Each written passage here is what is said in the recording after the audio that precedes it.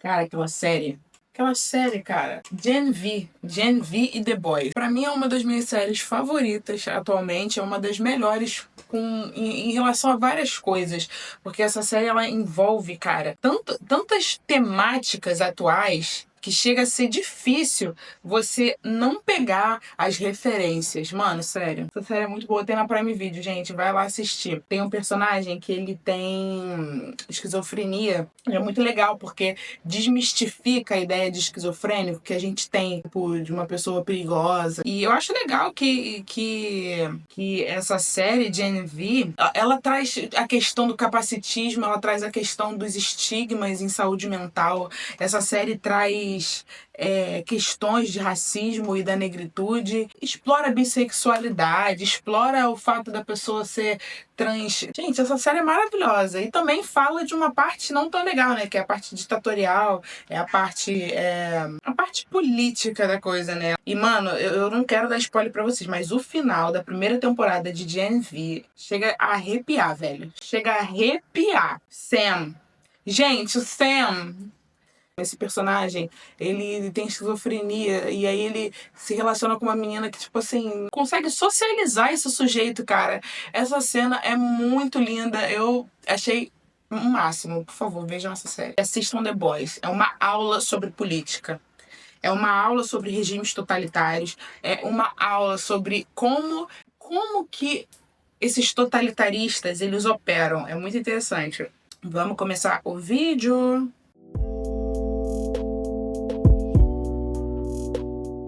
Olá pessoal, eu sou a Mari e hoje eu vou falar com vocês uma coisa... Meu Deus, dei um chute na câmera.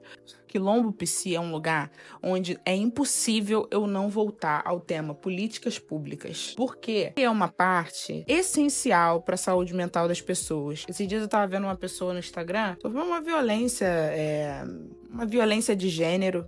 Essa pessoa relatou a situação dela e ela falou uma coisa muito interessante, que ainda tem muitos furos que dão uma certa liberdade para pessoas que cometem esse tipo de crime, de violência de gênero.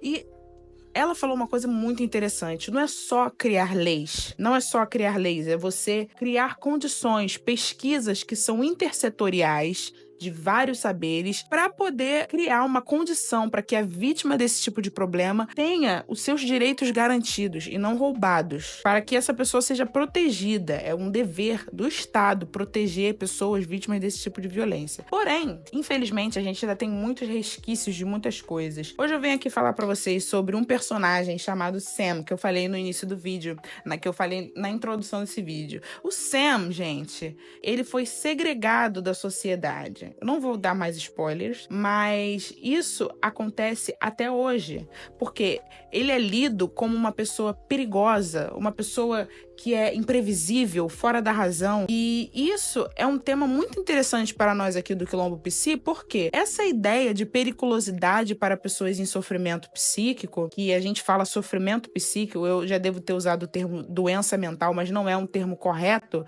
em vista de o que é saúde, o que é ordem. No inglês o pessoal fala muito de mental disorder, alguma coisa assim, desordem mental, transtorno mental. A pessoa que tem transtorno mental dá uma ideia de que essa pessoa tá transtornada, né? Quem nunca se transtornou um pouquinho, não é mesmo, pessoal? Esses tipos de termos são estigmáticos. Infelizmente, a história da saúde mental no Brasil e pelo mundo afora, ela é marcada por violências, ela é marcada pelo conceito da psiquiatria teórico-conceitual. Ela defende o fato de que o ser, a doença, ela é uma coisa à parte ao sujeito. E não que a doença, entre muitas aspas, ela faz parte da vivência daquele sujeito. Ela vê só a doença. E isso é um perigo, porque abre margem para coisas, para determinados tipos de tratamento, se é que a gente pode chamar isso de tratamento, que são extremamente invasivos e que, obviamente, gente, não funcionam, né? Os choques elétricos, a lobotomia, são coisas que eram feitas há pouco tempo atrás. Se eu não me engano, há uns 100 anos atrás, ainda era uma realidade no Brasil esse tipo de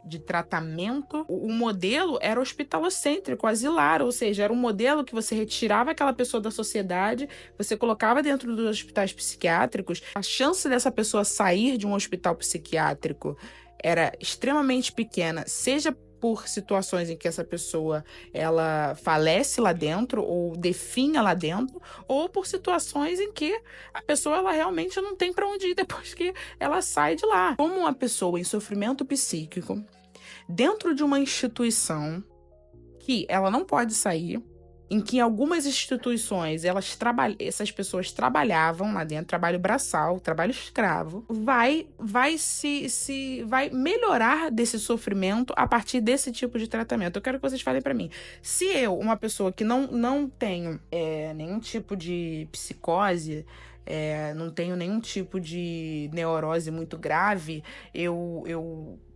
se eu ficar trancada dentro de casa, sem ter contato social e só ficar trabalhando, já fico meio assim, imagina uma pessoa que já está em sofrimento psíquico.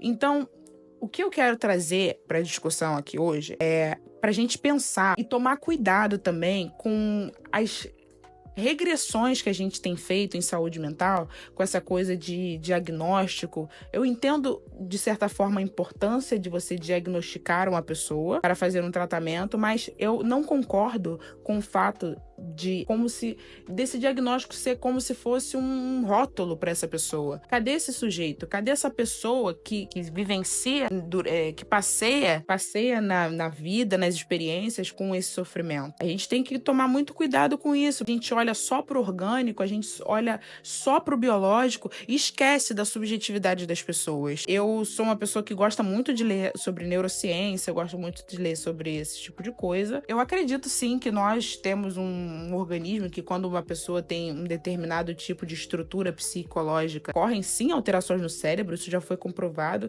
mas cadê esse sujeito? Cadê a subjetividade? Porque o fato dessa pessoa ter um diagnóstico ou de TDAH, ou de autismo, ou de, enfim, outra coisa, não significa que aquele sujeito já está marcado com um determinado tipo de estigma ou com um determinado tipo de realidade. Então, eu convido vocês não só a assistirem essa série que eu falei pra vocês do GNV, que é uma série que ela desmistifica essa ideia de doença mental, até porque, gente, tem muita gente aí que não é psicótica, muita gente aí que não é esquizofrênica, que não alucina nem nada disso, e é muito mais perigosa do que essas pessoas, tá?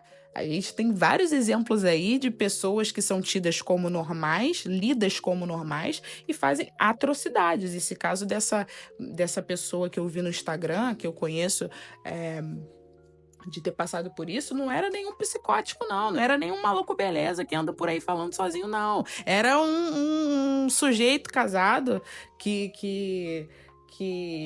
tinha uma esposa, né? A família tradicional brasileira, e que essa esposa, inclusive, sofria de violências dessa pessoa, desse ser, se é que eu posso chamar isso de pessoa, né? Eu trago aqui a discussão para a gente olhar por um lugar mais assistencial, um lugar onde a gente possa trazer essa pessoa para a sociedade e, se possível, gente, veja filmes que relatem sobre esse tipo de situação. Tem um documentário que se chama Holocausto Brasileiro, fala sobre o Hospital de Barbacena. Aqui dentro não existe a dimensão temporal. O tempo é percebido apenas em função das necessidades biológicas. É um filme meio pesado, mas é um filme muito interessante para a gente iniciar esse debate. Mostra como que é perigoso a gente colocar o sujeito nesse lugar de só matéria, só carne. O ser humano, ele é muito mais do que isso. O ser humano, ele é muito mais complexo que isso. Ele é muito mais subjetivo que isso. A gente tem uma lei hoje em dia, que é a Lei 10.216, que é a lei que fala sobre a proteção dos direitos das pessoas em sofrimento psíquico. E essa lei, ela foi um grande avanço, que é uma lei que redireciona do modelo hospitalocêntrico que a gente tinha para um modelo assistencial à saúde, um lugar onde pessoas em sofrimento psíquico elas possam ter um lugar onde elas possam existir, se expressar colocar no mundo aquilo que está acontecendo na mente delas e, através disso, poder poder amenizar esse sofrimento. Tem o filme da Anísia da Silveira também, que mostra como que, através da arte, os pacientes do Hospital de Engenho de Dentro, acho que é o Hospital de Engenho de Dentro, eles conseguem se organizar, eles conseguem amenizar o seu sofrimento através da arte.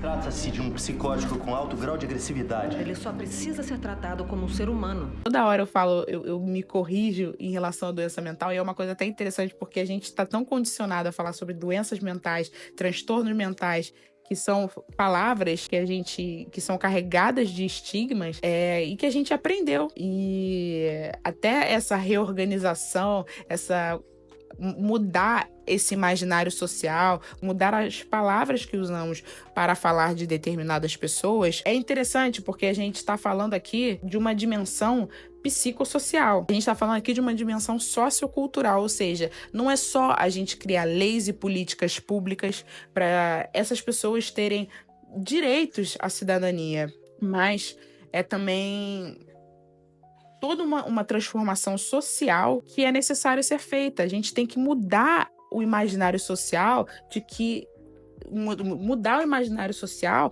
em relação a esses sujeitos. A gente tem que mudar realidades, a gente tem que mudar atitudes, a gente tem que mudar as relações sociais, a forma como nos relacionamos com essas pessoas. E isso é um processo gigantesco. É um processo que começa nessa discussão, é um processo que começa com nós assumindo os nossos próprios preconceitos e se interessando por esse tipo de assunto, consumindo conteúdos da cultura. Existe o Museu de Engenho de Dentro, se você tem interesse, dá uma pesquisada, vai lá visitar. Tem inúmeras obras de arte lindas daqueles pacientes da Anísia da Silveira. Vamos começar conversando sobre isso, lendo sobre isso, vendo filmes sobre isso, e vamos desmistificar essa ideia de sofrimento psíquico que temos hoje em dia. Vamos conversar? Vamos trocar ideia, vamos ler, vamos estudar, vamos querer que a transformação social, ela começa aqui, ó, descolonizando as nossas mentes. É isso, pessoal. Um beijo da Mari. Tchau!